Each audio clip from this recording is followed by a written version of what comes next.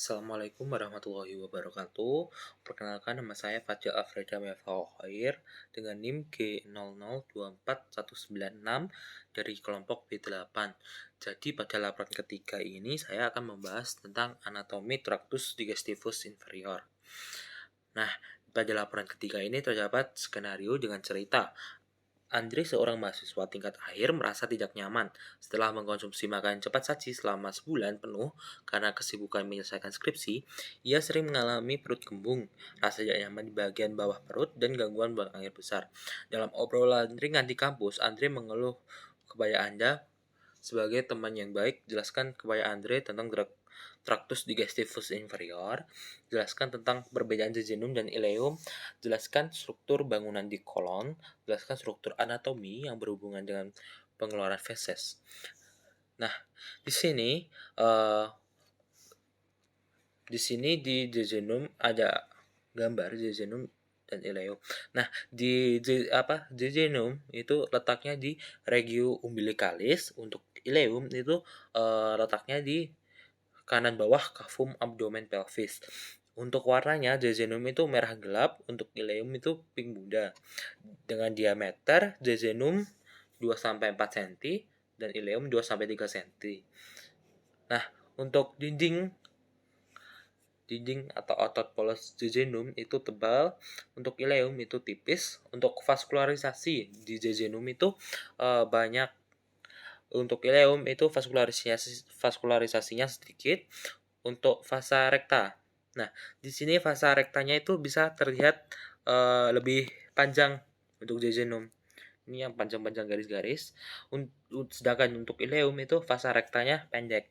Nah, di sini arkat dari jejunum itu hanya 1-2 tingkat saja. Kalau arkatnya ileum itu kompleks. Jadi kayak lebih dari 2 tingkat. Jadi kayak kompleks gitu, kayak bertumpuk-tumpuk. Terus untuk lemak mesenterinya itu sedikit, jejunum sedikit dan ileum banyak. Untuk plica circularis itu besar, tinggi dan rapat. Untuk ileum itu sedikit dan jarang, tidak ada bagian distal. Untuk plaque pair-nya jejunum itu beberapa, untuk ileum itu banyak. Nah, di sini ada gambar kolon. Nah, kolon itu dibagi menjadi kolon ascendens, kolon transversum, sama kolon descendens, dan kolon sigmoideum. Dibagi menjadi 4 ya. Untuk kolon ascendens itu dari caecum sampai ke permukaan inferior lobus hepatis dexter. Habis itu belok ke kiri membentuk flexura colidextra. Habis itu melanjutkan diri sebagai kolon transversum. Habis itu dipisahkan dari dinding abdomen anterolateral oleh omentum maius. Untuk vaskularisasinya itu arterinya itu arteri ileokolika et arteri kolika dextra, cabang arteri mesentrika superior. Untuk venanya itu bermuara ke vena mesentrika superior. Untuk inervasinya itu simpatis itu nervus splanicus minor, untuk parasimpatis nervus X. Nah, untuk kolon transversum itu berjalan menyilang ke abdomen. Ini ya. Menyilang mendatar, terlihatnya menyilang dan mendatar. Nah, itu berjalan menyilang mendatar abdomen dari flexura colidextra tadi sampai ke flexura colisinistra. Nah, di kolon transversum tadi itu vaskularisasinya arterinya itu 2/3 proksimal, itu arteri kolika media cabang, arteri mesentrika superior.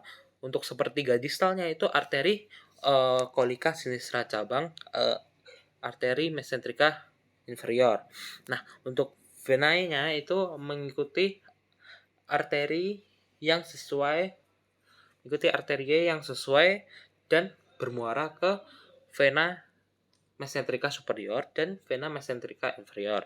Nah, untuk inervasinya itu 2/3 proksimal nervus planicus minor.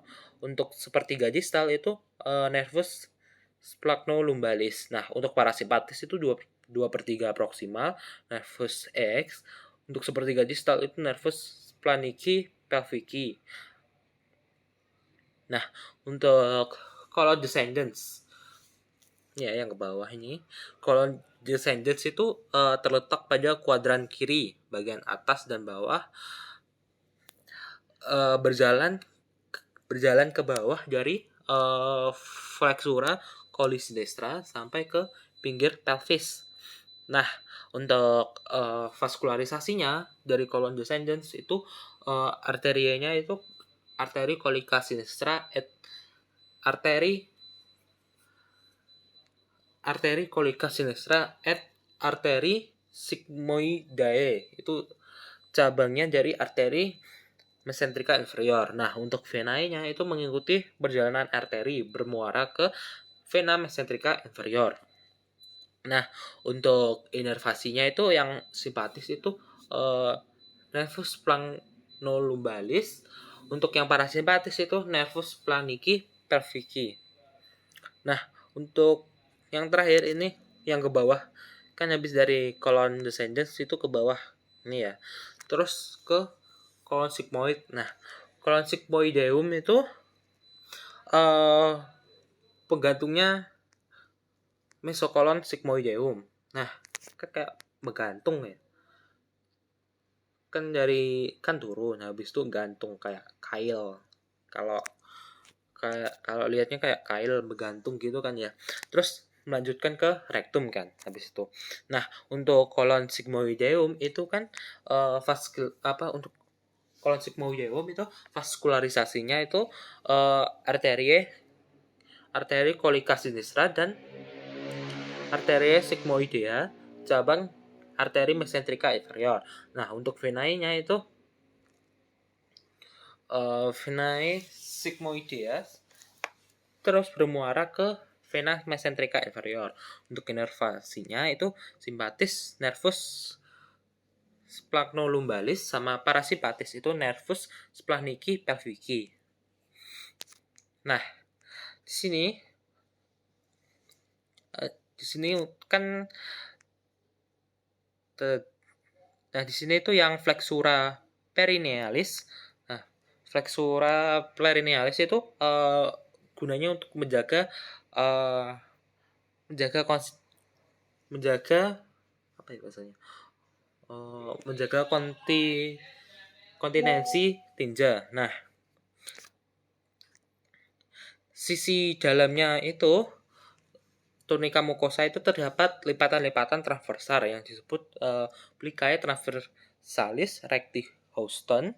Di bawah lipatan ini tuh rektum itu dilatasi membentuk ampula recti. Nah, terletaknya itu langsung di atas dan didukung oleh diafragma pelvis atau levator ani dan ligamen anocochigeal. Ampula recti itu punya kemampuan untuk berelaksasi karena fungsinya itu untuk menahan akumulasi massa tinja sampai dikeluarkan saat buang air.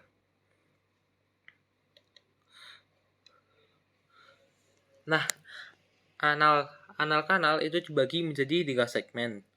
Itu zona columnaris itu terdiri dari lipatan longitudinal columna rectalis atau analis yang dibentuk dari corpus cavernosum. Nah,